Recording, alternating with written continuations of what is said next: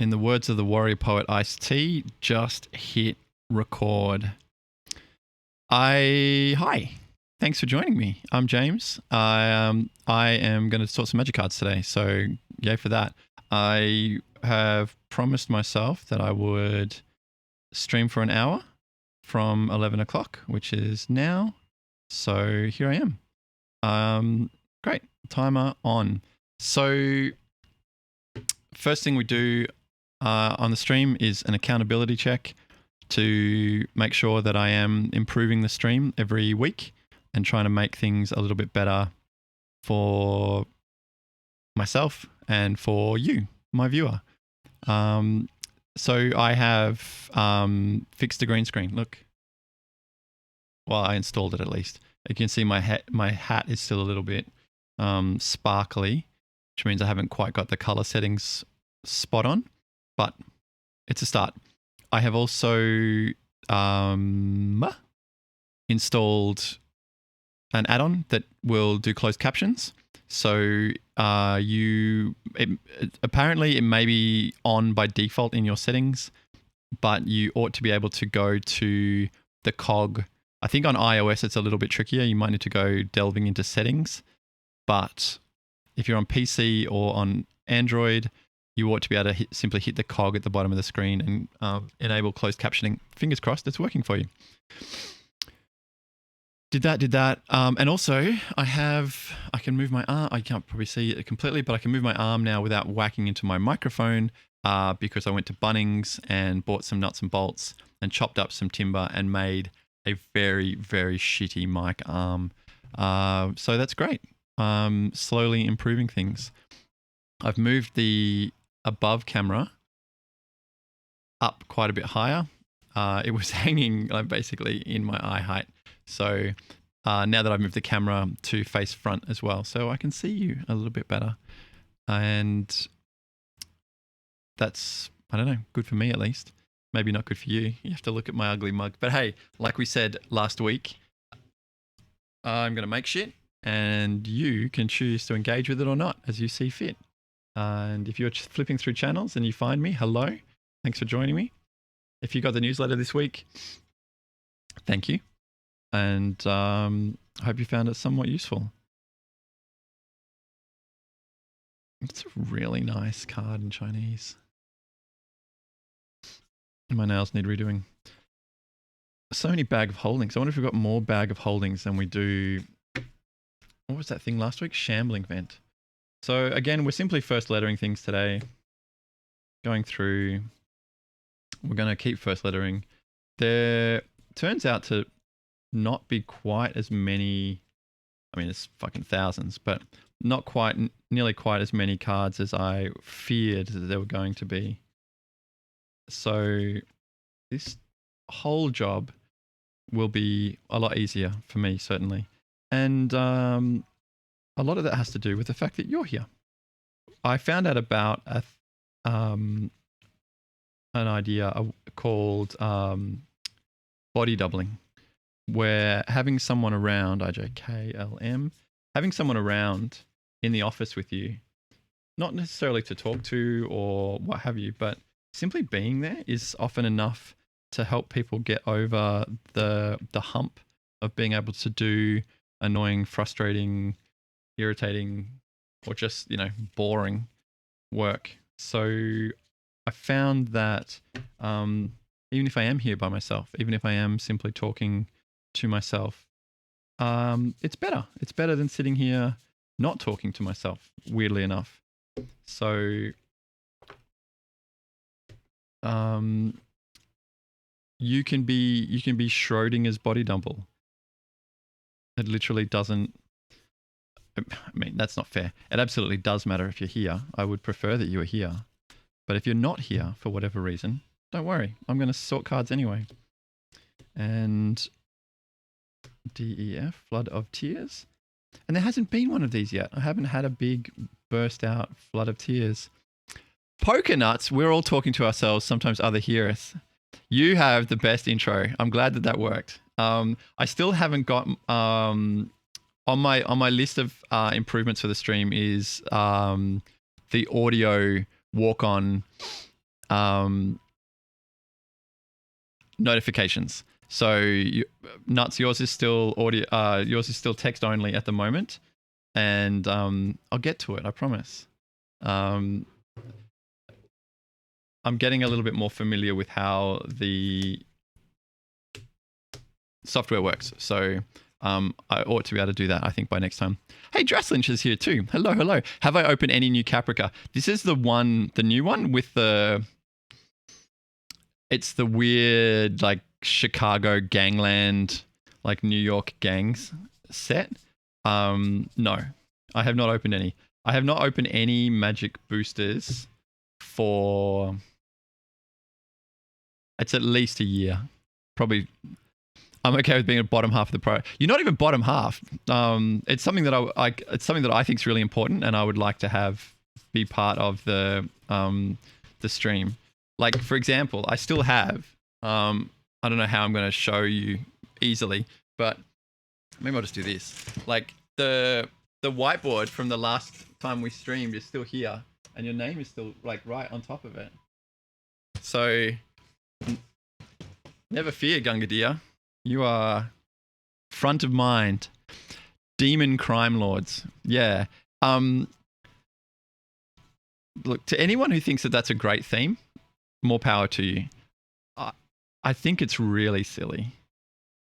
And so, okay, this week was it this week? Yeah, it must have been this week. I went to the Wizards website and I went to the Arena page, and I came within a bee's dick of downloading Arena again. And the thing that stopped me from downloading Arena was being served a new Caprica. What's it called? New Capella? Acapella? An ad for that set. It was just so silly that I was like, oh no, I can't do it. So there you go. Can't do it. And I've still got so many cards to sort before I can even think about opening new cards. So for the moment, it's going to be all old junk because I have a lot in my trunk. GH. Heroina del Distrio Uno. I probably butchered the pronunciation of that. Angelo de Grassi. Why do we have so many Spanish magic cards? Cristobal, I'm looking at you. Gotta lurk. Go lurk, my friend. Please. If you think of a question or I say something absolutely inflammatory, by all means, dive in. But don't feel if I direct a question to you, don't even feel like you need to respond. It's all good in the hood. So my almost 4-year-old is getting to the point where I need to start being really careful about what I say because he's in the repeat everything Dad says immediately upon him saying it stage. So he's saying all good in the hood, which is fine. But I do know that I, from time to time, have been known to drop a clanger. And if he goes around picking those up and using them inappropriately, then that would be awful for me. That was an F card, right? That's this thing. Finale of Revelation. Okay. So if I find cards that I'm not sure what they are in Japanese or any language, I will be putting them into a not sure what this is pile. And that pile will probably never get sorted and simply get bulk bought out. I know what this thing is though. I've played against this thing. It's like Crypt of Yawgmoth or something. Don't know. Into the nothing bin. The nothing bin. Hey, it's Cristobal. RST PQRSNOP QRST R RDRR. Finale of Eternity. Oh, that's a cycle, is it? I guess part of me is kind of happy that I don't know anything about magic cards anymore. They've devolved back to being Simple pieces of cardboard. Symbols of a forgotten time. Bolas Citadel. Nice one. Thank you. All right. Into the B pile it goes with the helps of poker nuts.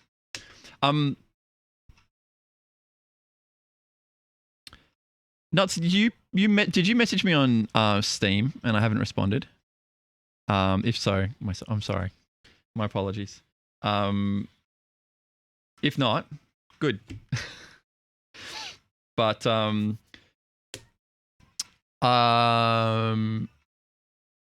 what is it about Steam messages that it's all good in the hood? You're a star. I think because I've got my Steam settings to like invisible, the messages don't pop up when I log in. So I need to specifically go looking for them, which I invariably don't do. So land. I was about to say, do wastes go in basic lands? And I was like, of course they do. Oh, do they? Do they though? Maybe they don't because they're special, right? I think they go under W. There we go. That's another.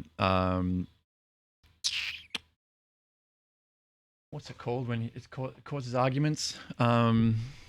Another opinion. BDC. Hey, sorting time it is. What do you think? Do you think wastes should go under basic land or under W for wastes? I'm putting them under W for the moment until I get shouted down. Silver bordered cards. Get out of here.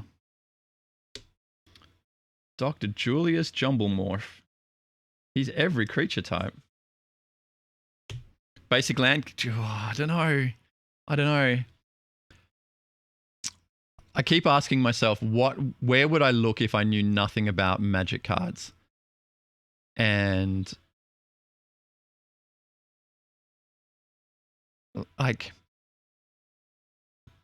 got a work pin? Go. Silver, yes, please. I'll make you a care package. Nuts.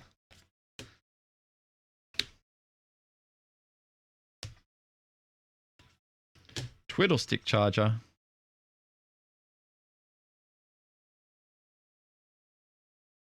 Very cryptic command. I mean, they're definitely beautiful cards. They're definitely beautiful cards. Silver bordered nonsense. And they used them right. That it was like a trial of full artwork cards. Yeah, to make sure that they worked before they started using them for some other set.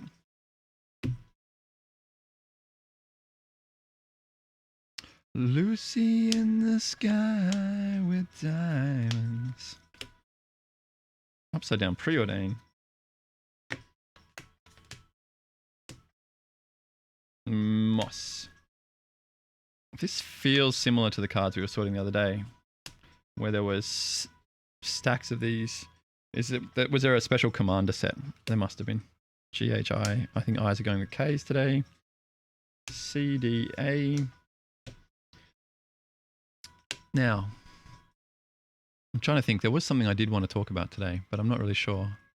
Never mind. We're here. We're doing it. If it comes to me, that's great. And if it doesn't, c'est la vie. Thirst for knowledge. Thirst never.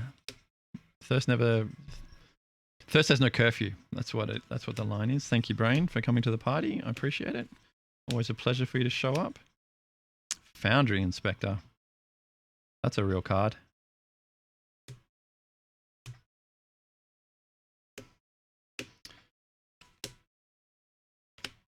Yeah, I was talking about maybe going. Oh, Delver Secrets. Ooh, Navy SEALs. You're watching my first sorting video. Watching a while ago, your first sorting video a couple of days back. So from last week? I thought you were there for that one. Maybe you were there on the Friday. I thought you were there for the very first one. You were like the very first person back through the. That's pretty. Anyway.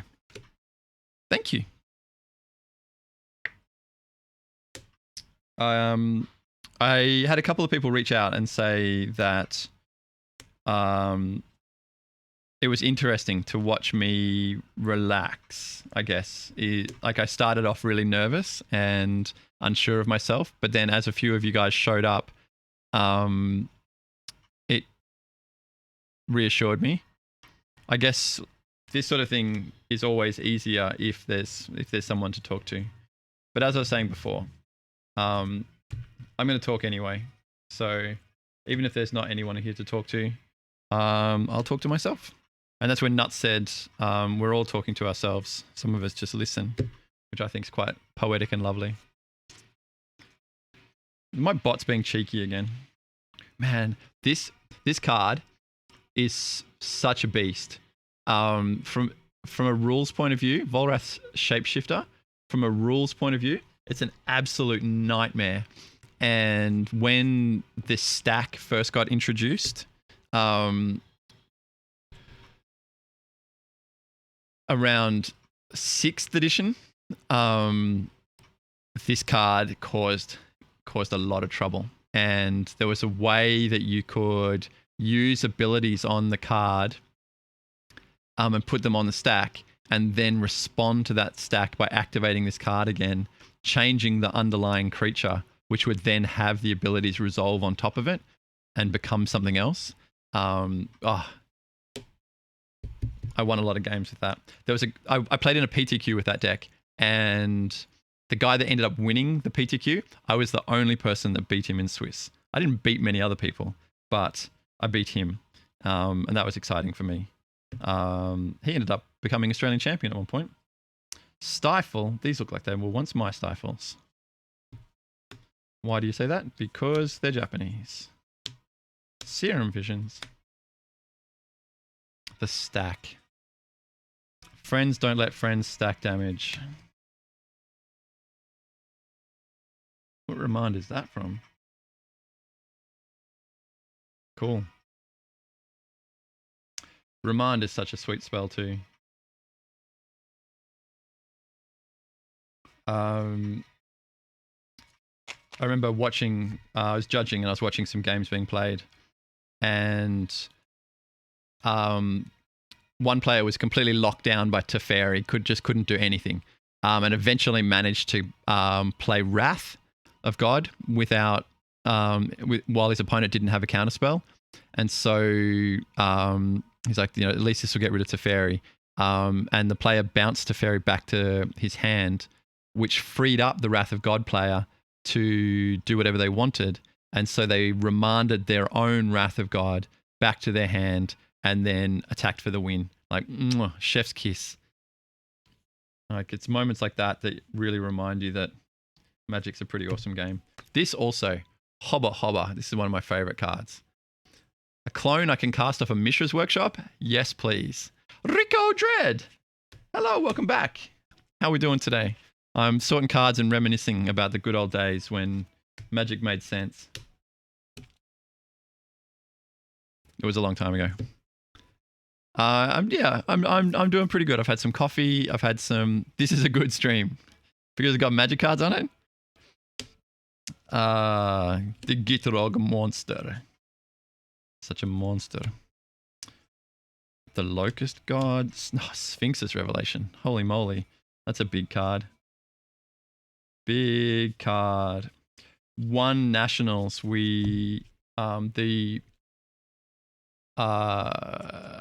The dominant deck in the archetype was this super slow control deck with black-white.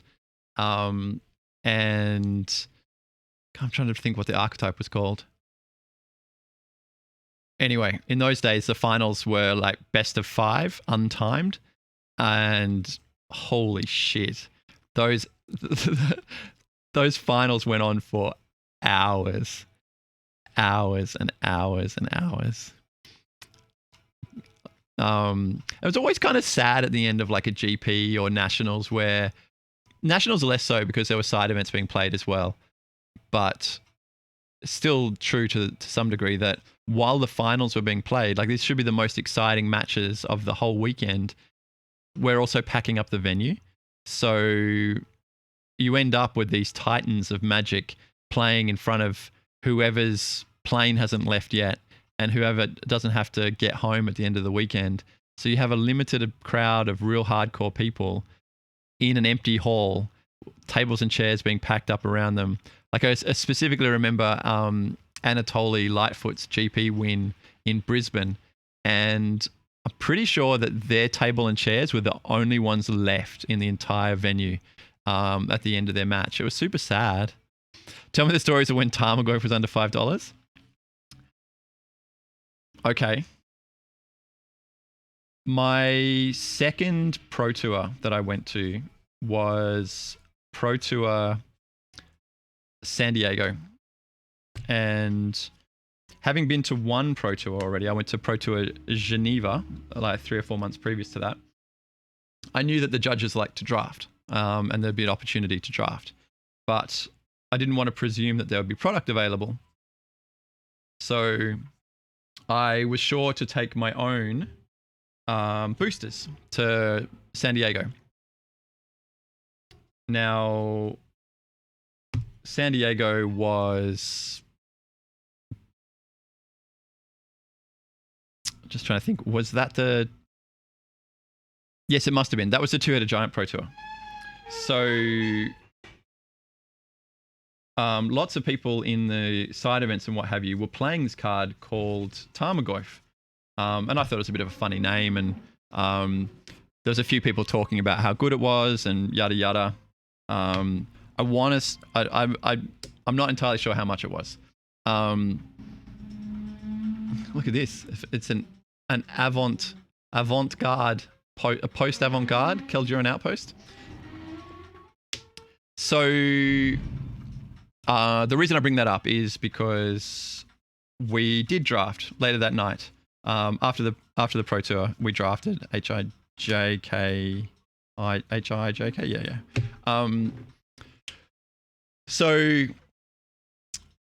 Oftentimes, especially in limited Pro Tours, there's a lot of opened product left over at the end of the weekend, which is divvied out to judges for them to play with. Fourth and Ice Age, man, I learned to play Magic with an Ice Age starter deck in a fish and chip shop. Good times, just shuffling the starter together and just playing whatever you got. So we're drafting later that night, and Plane Shift? Is that what set Tarmogoyf's from?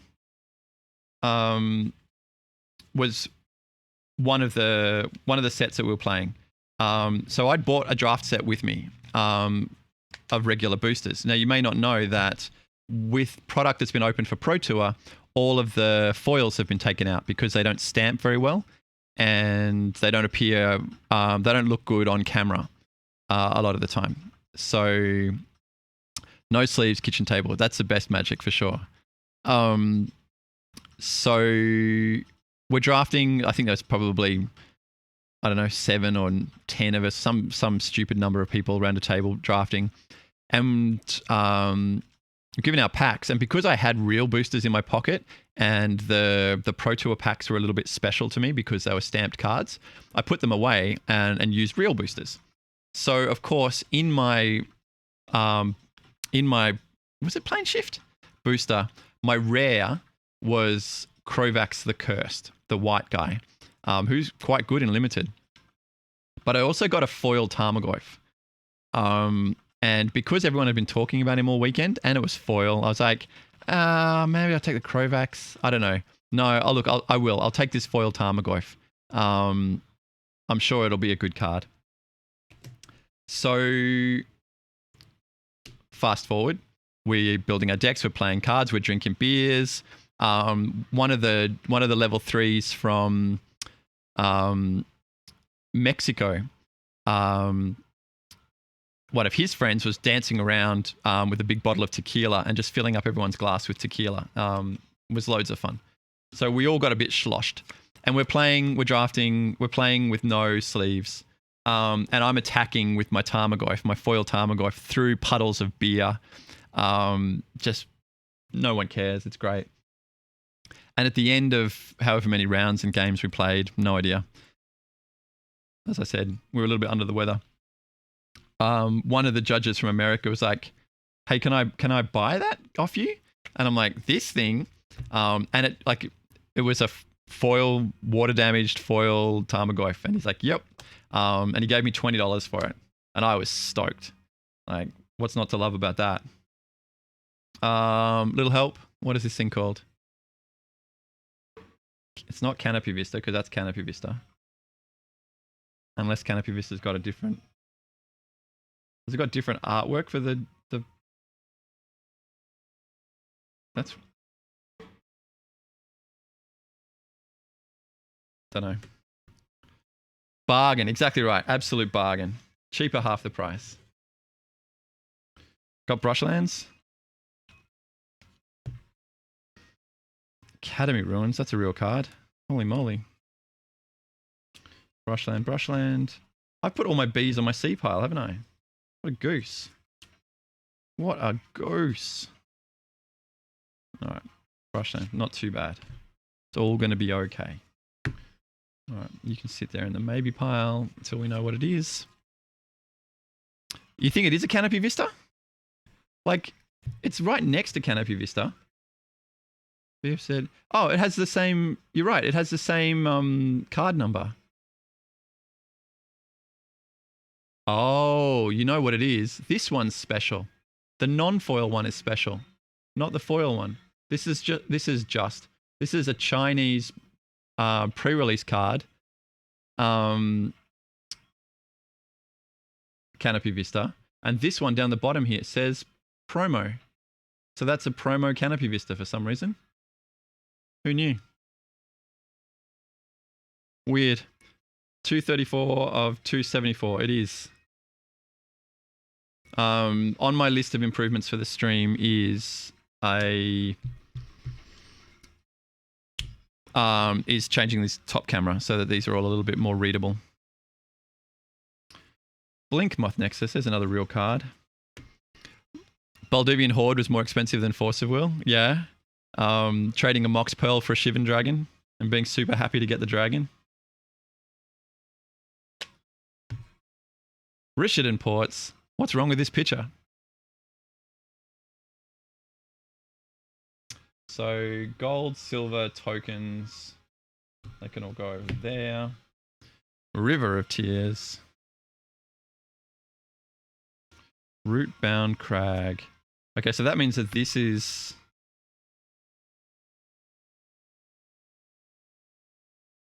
River of Tears as well?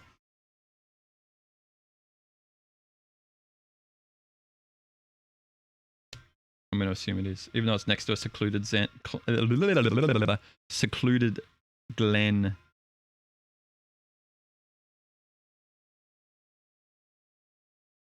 I think I know what this one is. It turns into a creature, right? It's not the fumarole, that's the red one. And the colonnade, celestial colonnade is the blue-white one. Sun petal. Utadake, the Cloud Keeper.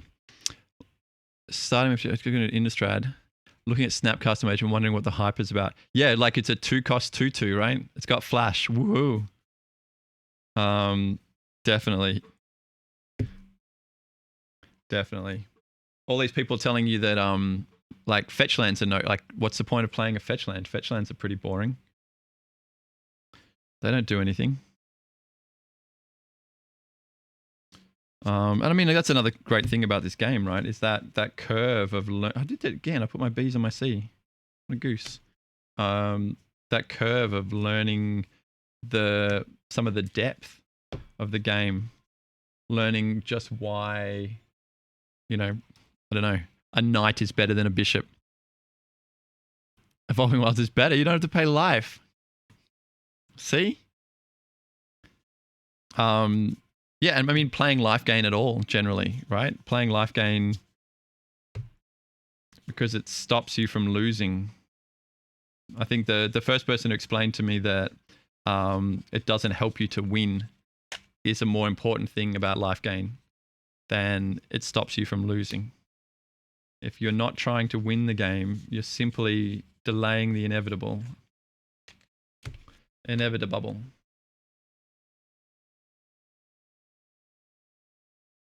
Chandler's regulator. Mount up. Got regulators? Jeez Louise, why do we have so many regulators? I mean, that's probably a bundle. Oh, yeah, okay. So for, God, it must have been at least 2 years. Local office of Wizards mispriced their bundles so that a bundle that had, I think it was when they went from 9 to 10 boosters, they didn't change the price of the bundle. So it meant that we could get a bundle, a fat pack with 10 boosters in it for less than we could buy 10 boost, like less than 10 boosters out of a box were worth. So like you could get essentially you could get 3.6 bundles for cheaper than you could buy a booster box from local office. So we were just doing that hand over fist, getting hundreds and hundreds of bundles and opening them for single boosters rather than buy boxes for a draft and what have you. They eventually figured it out, but it took them a long time. Royal Assassin can't destroy Sarah Angel unless using Iceman. Yeah, that's why Twiddle's so strong, right? Everyone should be main decking Twiddle just in case, because you can respond to the Royal Assassin activation with Twiddle and counter it, right? The fat pack with the pocketbook, that was good, right? With the novel, that was really good. Rather than just the guide to the set, you actually got, a story. But was it? There were far fewer boosters back then, right? Was that 8 boosters or something? Let me know if my audio's peaking too. I'm just looking at that bar and I'm hitting the red a little bit more often than I kind of would like to be. Neheb, the Red Horde champion.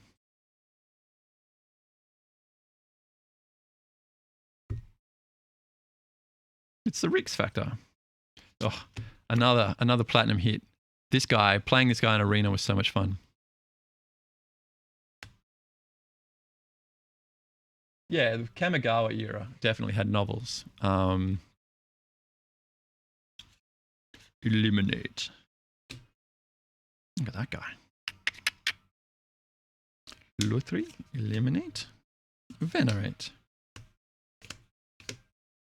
All right, now we're getting into nonsense. Oh, what are you doing here, Glintalk Buccaneer? You're in my F pile. Getting distracted. Flourishing Fox. Yeah, all of that. I think I'm going to have fond memories of that 6 months or so when we all played on Arena together at the beginning of lockdown. I think that was I guess maybe that was, maybe who knows what the future holds, but I think that was my last opportunity to enjoy playing Magic. It was fun, right? Playing a lot of this card. Heartless Act.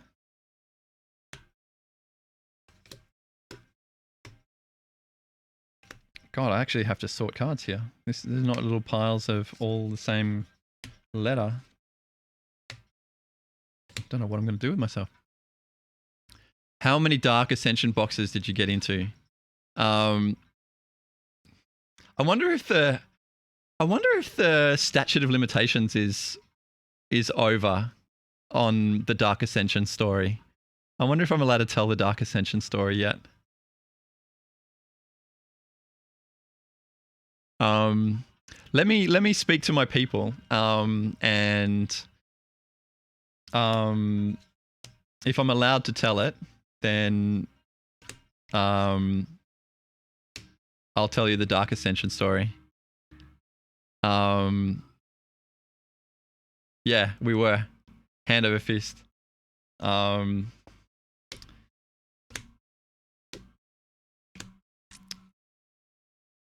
mean, it's a short story, but it's a funny story. Giraffe hat stand. Month 25 of March 2020 that we're in now. Oh my God, Giraffe, you are so right. Oh, the beginning of lockdown was, we were in it together, and like We can do this for a few weeks, maybe even a month. It'll be fine. Nothing to worry about. One for all and all for... And now, yeah, 2022 is officially 1/3 over. We've only got 2/3 of the way to go to get through this year. It's disgusting. Dire Devil. Fact. Oh, I got F's up there. Why do I have F's? Oh, because my Glinthorn Buccaneers foxed me on my F pile.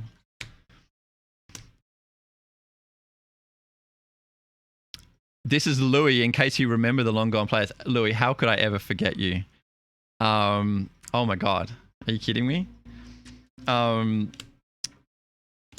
be silly. I don't know. I will need to be reminded of the connection between username and humanity from time to time. But so I found out the other day that giraffes are kosher, but they can't be butchered in a kosher manner.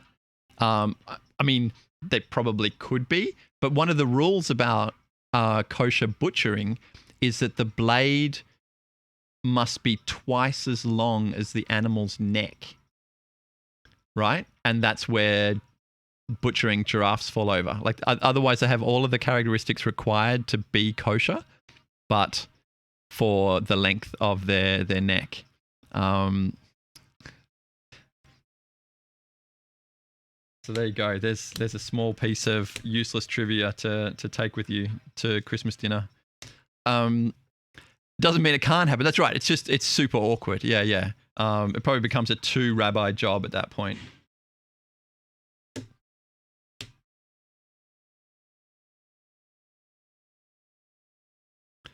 An anime protagonist. Yeah, just a gigantic sword. Yes. Yeah. Main character energy there for sure. PQR power surge. What's that about?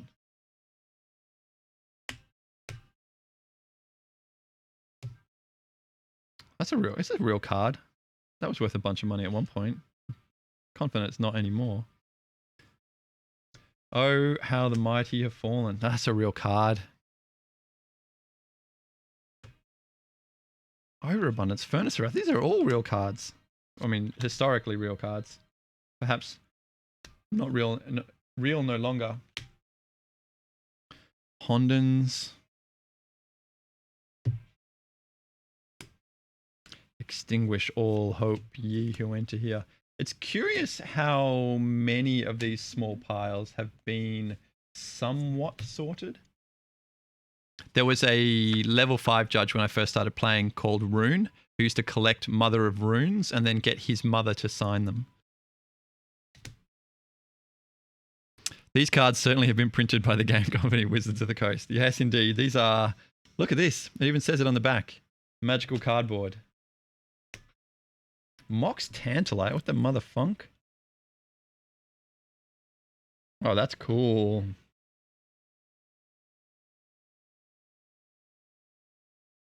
There you go. Who knew? Muddle the Mixture. There was a run on Muddle the Mixture at one point because of Highlander. There's a word I never want to say again. Well, I've said it one time, right? That's what you get. That's you've used you one time, dealer. Oh, big stretch. Sorting videos is just as good as box art. Wow, big call, dude. Big call. You don't get that like the crinkly crackly sound. You don't get that ASMR. There can only be one. That's exactly right. Oh, Lou, you probably like my bot.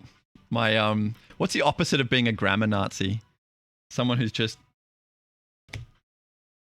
it's the white audacity, right? Of confidently being completely wrong. They come along with memories when you do them. Thank you. Yeah, for sure. I guess the reality is that like So I started playing with an Ice Age starter deck in a fish and chip shop next door to the comic book shop that I was working at the time. And Weatherlight, I think Tempest had just come out. So I was buying Weatherlight boosters and Mirage boosters and Fallen Empires boosters because they were cheap. And, you know, you can see why they were fucking cheap. Holy shit, what a pile of crap.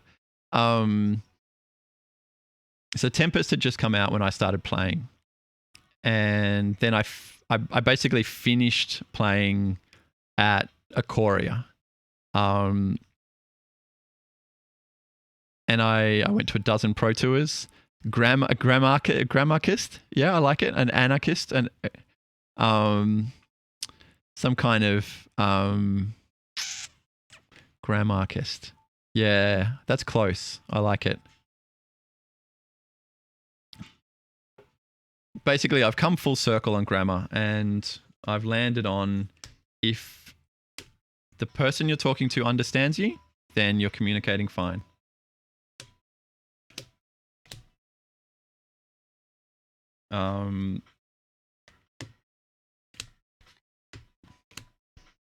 It's a seal of strength. Bark, bark, bark.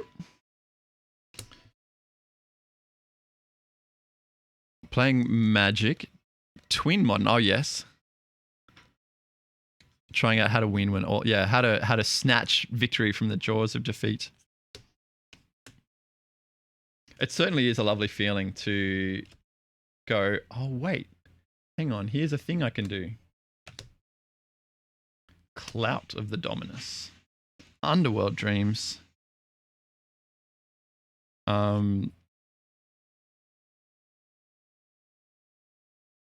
10th edition. This is kind of cool that there's an M10 here and a 10th edition. Because there was no M9. 10th edition straight into M10. And then they had to change it because you couldn't have M16. Because that would just be super poor taste. Hundo non-prescriptivist grammar forever. Yeah, exactly right. Just, yeah, speak your truth. Speak your words. And if your audience is having trouble with it, then try again. Find another way. So, yeah, for those who didn't catch the beginning, closed captions should be on too. And I've been really happy so far with the quality of the captioning.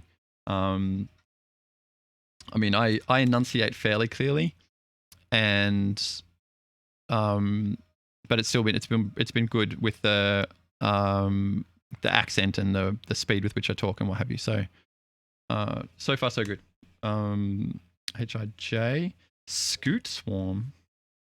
Ha, rules lawyer. More silver nonsense. How did that sneak in here?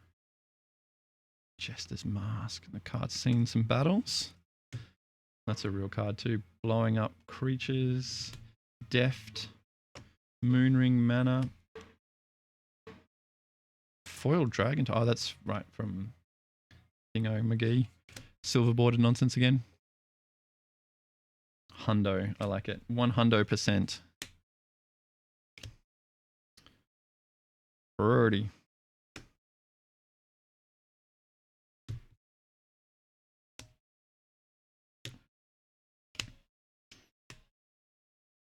After I want to say it was Kyoto, but I think it was Kobe. We ended up with a lot of Innistrad, Japanese Innistrad draft boosters, and Kato and I just tore them all open on the in the hotel room after the event because we couldn't carry them all home. There was just it's like I think I got 2 cases of them in the end as part of my compensation for the event, and Ghost Quarter hadn't really become a thing yet. It was a thing that a few people were playing, but not many. And we did not save the Ghost Quarters. The Ghost Quarters all went into the bin, unfortunately. which does make me a little bit sad, but you can't win them all, right? You cannot win them all. But there was a counterspell, an uncommon counterspell in Innistrad. I think that was what we kept. And I did end up getting a full play set of Snapcaster Mages, Japanese Snapcaster Mages with GP stamps on them. Annoyingly enough, though, the stamps didn't match. But you can only ask the universe for so much before you start. That's true. They do literally tell you. It's like, yeah, I didn't get a basic land out of it. That's. I guess that's my concern. I feel like I left money on the table. I's are going together for the moment. IJKL. Oh, the Hell Vault. That was a cool thing that they did. That was a really cool event where we got to crack open this giant Hedron and release Avacyn, and give everyone a whole bunch of oversized tokens and things like that. Australian Island said technically you got back. All right. Yep. I like it. Creative interpretation of events, but dissipate. Yeah. Okay. So we saved all the dissipates. We saved all the rares. But I think that was it. I think that was all that survived that particular. Something you don't see every day. A Mercadian Masks foil. That is in excellent condition. I mean, it's only a midnight ritual, but still, might as well maintain it. We had a regular at Card Heaven who was certainly, I don't know, pronunciation challenged. And because we sorted by set, you needed to ask us for the folder of the set that you wanted. And so he pronounced this particular set as Mercadian Masques. So obviously that's all I ever called it from then on. Gave me a Moonsilver life counter from the Hellvolt opening when you were in Galleria. Then came back after the weekend and bought another 5. Nice. Yeah, they were very pretty. The whole event was really clever and really community focused. And I mean, sometimes they got it right. Like Law of Large Numbers. Like sometimes Wizards got it right. Despite themselves. They tried their very best. Jade Leech was a card, for sure.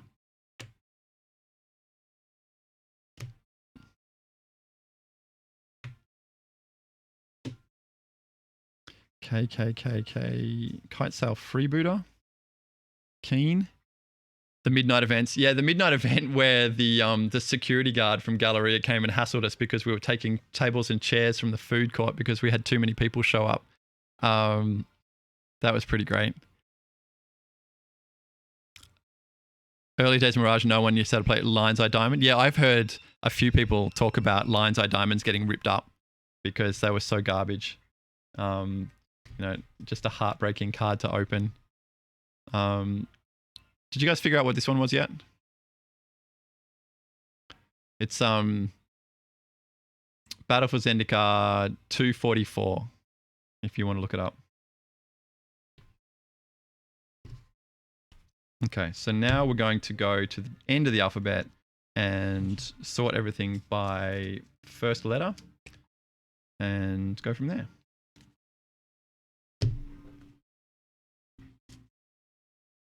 Yeah, the midnight events were great. Again, really community oriented. And I think the 5 a.m. was kind of one of my favorite events too. Like that, because we put that on so that people didn't have to leave. And because we didn't want to be kicking people out after the midnight event at 4 o'clock in the morning, and have them try and figure out how to get home or what have you. So it was kind of like a lock-in, but you know, it's Shambling Vent. All right, nice one, thank you. Shambling Vent.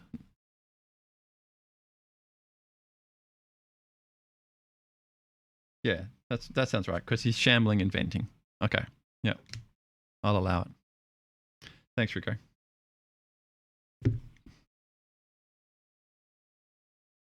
Yeah, the 5 a.m. just eyes out on stalks, listening to Krayshawn, WXYZ, UV, W,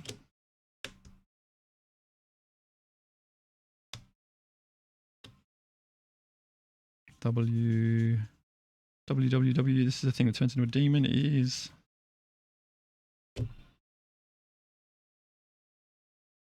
a shambling vent. Yeah, just getting it all off your chest, right?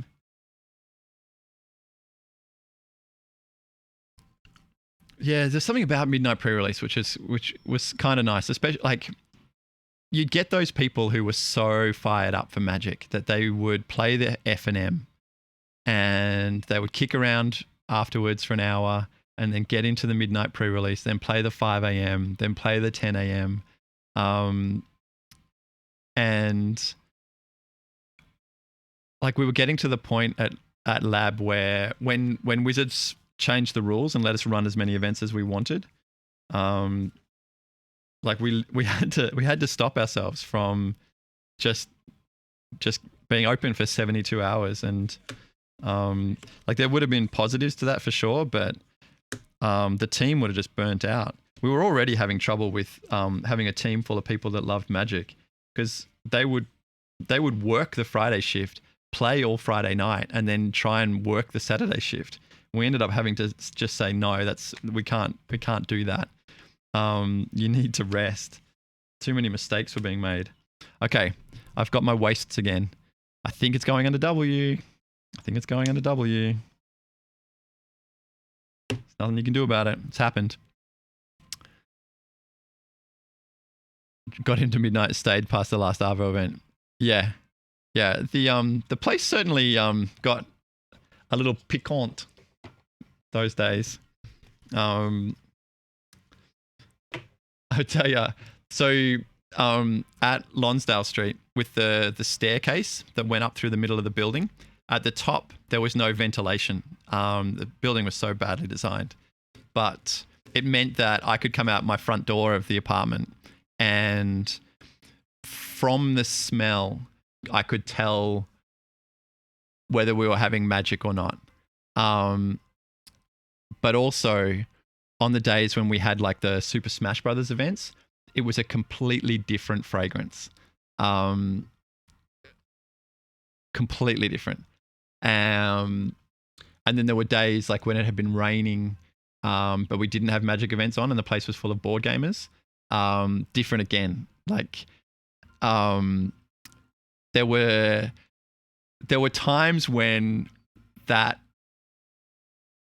little kind of foyer area outside the front door of the apartment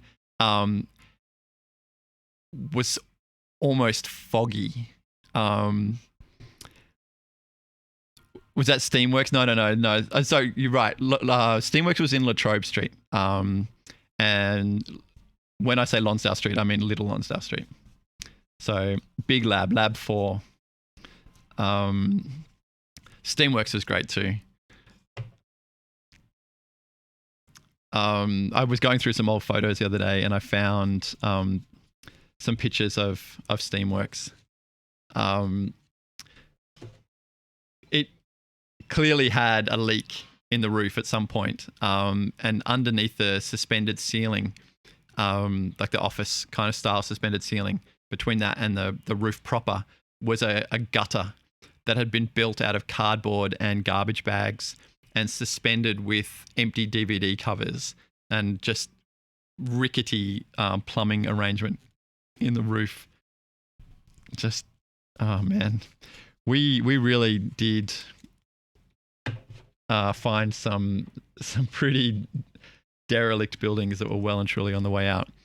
Do I have an update about the return of Lab? I don't really. I don't know how to make it happen, frankly. I don't know how to get that engine to restart. We did go, Kate and I went and looked at a property a week or so ago, but it just wouldn't work for us. Everything I look at is too expensive. So it would mean going back to something really small, it would mean probably just being me running it again. And at the moment, with the kids being the age that they are, I can't do a lot of evenings. So if I were to get a property out in, like, it'd probably be Thornbury or something like that, given the budget that we've got, which is micro. What am I saying? That, yeah, then I'd have to be running it, which means that I wouldn't be able to see the kids, which would put a lot of pressure on Cato to try and take care of them. And that's not really something that we can do at the moment. So it kind of leaves us like in this kind of awkward stuckness, which is been part of what I've been battling against to get streaming back up and running, is that I feel stuck, and I feel like my ability to create or do work is hampered by this overriding fear that if I'm not trying to get lab up and running, then what am I doing? If I'm not trying to build something that's going to pay the bills, then it's a waste of time. And so in part, that's why I started sorting cards, because I know that I've got a lot of magic cards back there that need sorting. And if I sort them, I'll be able to figure out what's here, and then I might be able to sell them. And selling all the cards, whether it's in bits and bobs to punters who want them, or trying to put a massive spreadsheet together and just punting the whole lot off to Star City Games or something, will at least keep the lights on for the family for a bit longer. So that's kind of where I'm up to. You know, not really sure how else to, and I guess that's part of the reason why I also cancelled our affiliate agreement, because I don't want you guys to feel like you need to be chipping in $5 or $10 a month or whatever to help, because you know you deserve more for more than what I can currently give you for that. So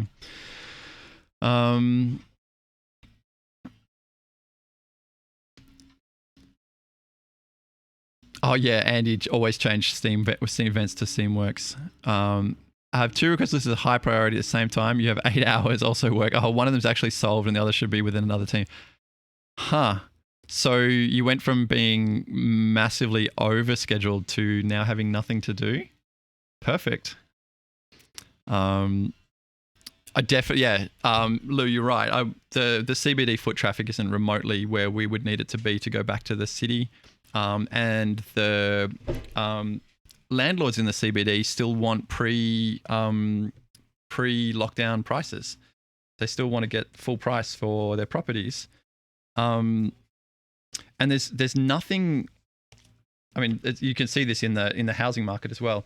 I guess the housing market has a little bit of a relief valve, but in the commercial rental, and I think residential rental as well, there's no mechanic in the system to drive prices down. There's no mechanic in this. There's no incentives in the system to drive prices down, and quite the opposite. Commercial real estate landlords leverage their properties, borrow to the hilt, and buy more commercial properties. And the value of their commercial property is tied directly to the asking price of the rental, not the rental that they're bringing in, by the way, the asking price of the rental. So they can't lower the asking price without gutting the inherent value as perceived by the bank of their building. So you end up with a situation where they can't lower the rent, otherwise they get margin called, and it's fucked. Just got to fill in the forms that incidents have been resolved. Yeah, incident reports, eh? So yeah, it's a dumb kind of catch 20 something or other. B2C, yeah, I miss you guys too. It would be lovely to see everyone face to face. Yeah, I just don't know how to do it. I just, I know things are getting bad for me personally, like inside myself when I buy a lottery ticket. I know, because, rationally I understand it's a complete waste of money. But if I am buying lottery tickets, it means that I'm at a point emotionally where I'm feeling super, super stuck, and can't even visualize a way out. H-I-J.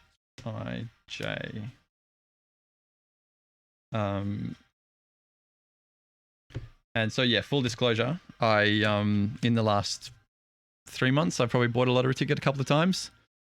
Catch 2022, loving it. Yes. Mwah. Perfecto. That is chef's kiss, sir. Well done. Oh man, we can make a TikTok about that for sure.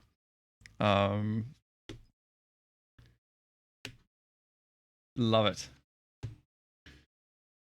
KKKH. HHH, Hanged Executioner. That's a real card.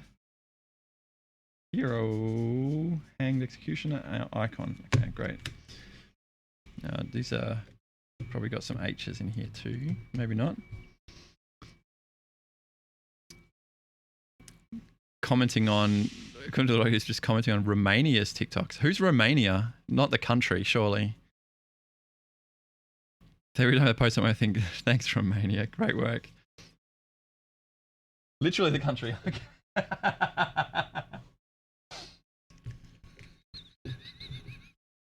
I must admit, Romania hasn't shown up on my FYP yet, so I'll keep my eyes peeled for that one. Slice of life stuff. Okay, I like slice of life stuff. Sure.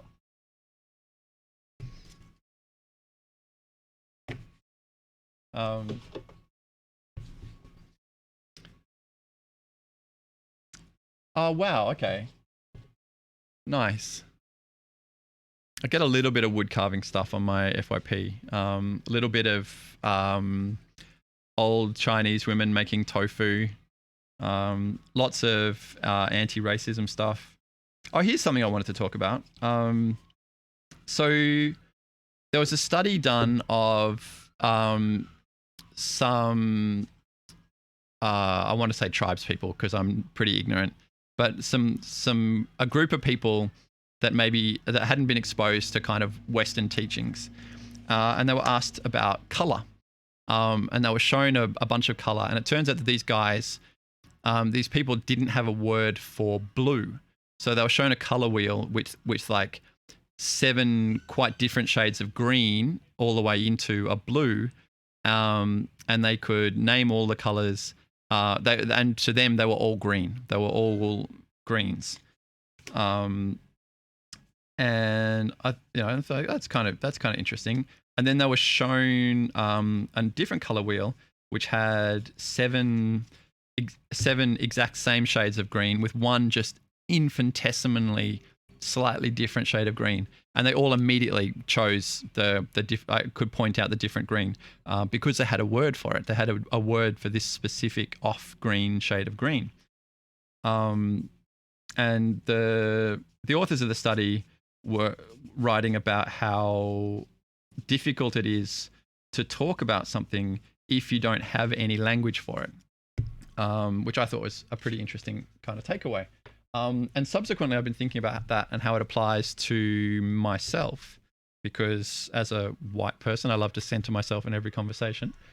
No, but realistically.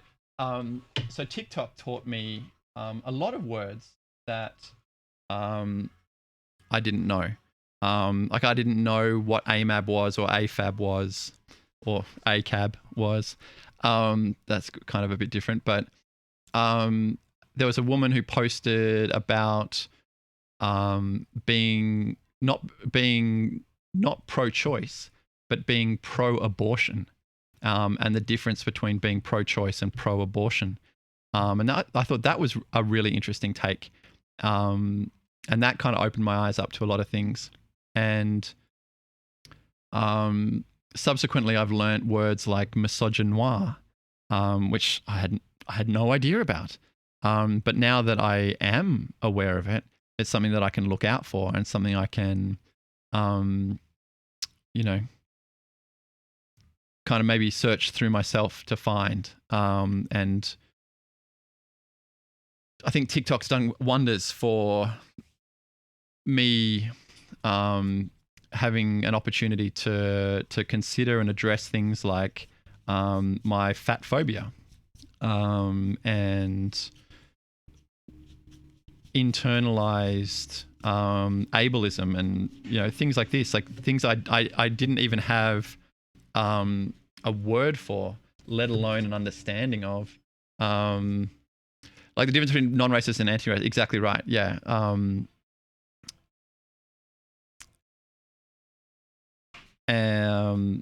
Yeah, spot on. Exactly right, Lou. And it's really eye-opening. And as someone who would like to think that they are a lifelong learner, and want to continue to grow and to learn both as a person and as a member of community, I'm desperate now to find out what other things I don't know about. What other words are there that I can learn to open up a new perspective? Carby Lane, which is him mocking overly complex solutions. Okay, that sounds pretty cool. Definitely something I'm super guilty of. There's I did see a TikTok this week about the James Webb Space Telescope has just been returning some phenomenal imagery, and there was one picture that of a fairly well-researched area of the sky, but it was 3 images side by side of the first time a space-borne radio telescope imaged this area, and it's like 3 blurry yellow blobs, and with like I think it was a 16-inch mirror, and then the next photo was like a 33-inch mirror with like 3 kind of well-defined orange blobs with some kind of other orangey small blobs around them. And then there's a James Webb telescope, which its mirrors are 6.5 meters wide. It's huge. And then this image is this crystal clear, beautiful photograph of these 3 stars with just, of course, hundreds of stars around them. How to Blow Up a Pipeline, which is a super interesting read on climate politics. It does not, in fact, give you direct instructions. 1 star. Could not blow up a pipeline afterwards. So yeah, and I do keep recommending TikTok to people. If you spend a bit of time on it, curating your FYP, it does need you need to train the algorithm a little bit to tell it you're not interested in certain things and you are interested in certain things. Do a bit of commenting and liking and favoriting and what have you to teach the algorithm what you like. And I know that there's some pretty awful and negative things on there, but for the most part, all I see is overwhelming positivity. People supporting people, people who are having a bit of a rough time of it, saying they're having a bit of a rough time of it, and loads of people diving in to, remind them of their humanity, remind them of their value. And it can just be a really kind of wholesome and uplifting experience. And I understand that there's loads of problems with like the creator fund, the manner in which TikTok remunerates their remunerates. Both of those feel strange in my mouth now. But how it pays their creators, and I know that there's loads of problems with that, and the fact that like we don't know what the Chinese company, is it Tencent, are doing with our data. And these are all real factors that need to be considered. But when we've got egotistical billionaires playing peekaboo with our social media, these are all tokens. I don't know what else to do. It just seems like the best of a bad bunch at the moment. I'm,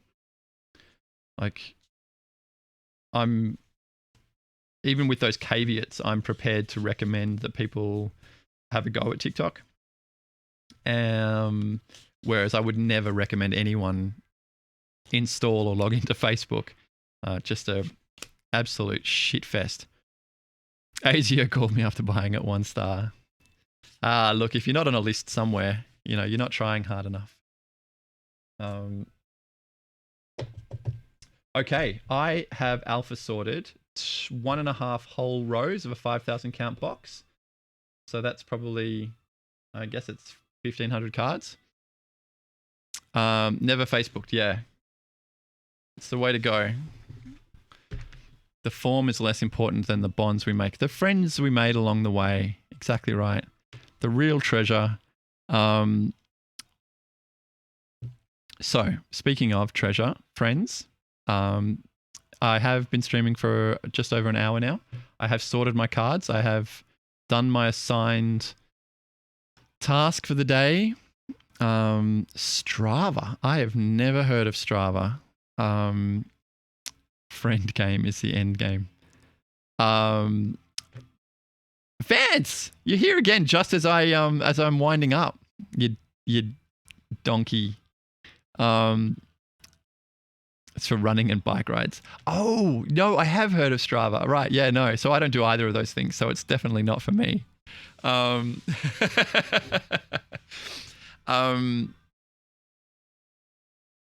Yeah. I don't know. I think that there is a real need for how do I put it? Like the next generation of social media platform. I think that whoever opens that bag of worms, that Pandora's box, and solves that issue, whoever finds a way to make it happen. And I touched on it briefly last time. Like there is a vanishingly small, but not 0% chance that Musk can do it to Twitter. I doubt it, but failing that, it means someone's got to do something else. And it's not me. You're on 11 a.m. at work. I know. I'm not blaming you. I'm certainly blaming myself. Social media has a basic problem. It's great and lovely to the same extent that the humans are those things. Yeah, exactly. It's social. It's what we allow it to be. We were extolling the virtues of TikTok before you got here, Vance. Musk will absolutely make Twitter worse. He's not going to pay $55 billion for something and not get any money back out of it, which is a real shame. But venereal disease with $1 trillion.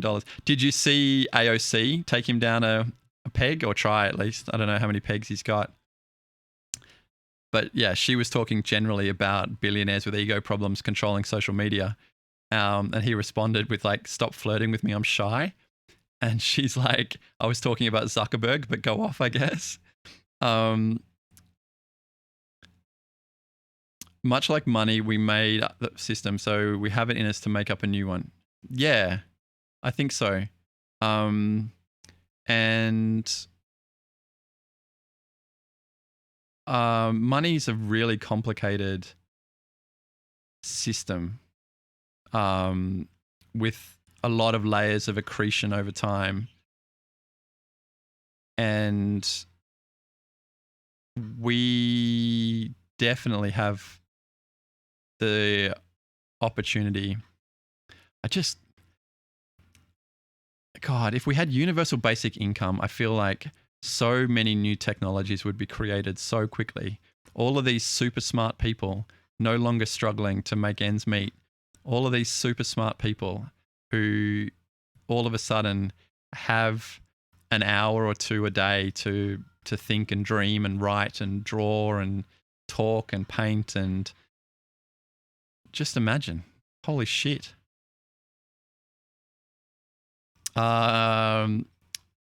He fucks out and can't finalize the deal. I thought he's already got his funding organized, and that's what tipped the board over. We use the divergence of productivity versus wages to decrease workload. Yeah, imagine that if we were all working an hour or two a day for our basic needs, rather than increasing our workload so that the guys at the top could get more and more and more. And like, just if your bank account hits a certain point, you get a trophy saying congratulations, you win capitalism, and then you're never allowed to earn another dollar. Like, let's just do that. Well, once again, we've ended up at the part of the conversation where I need to stop. Otherwise, I'll just get mad. So thank you for joining me. It's a pleasure as always. I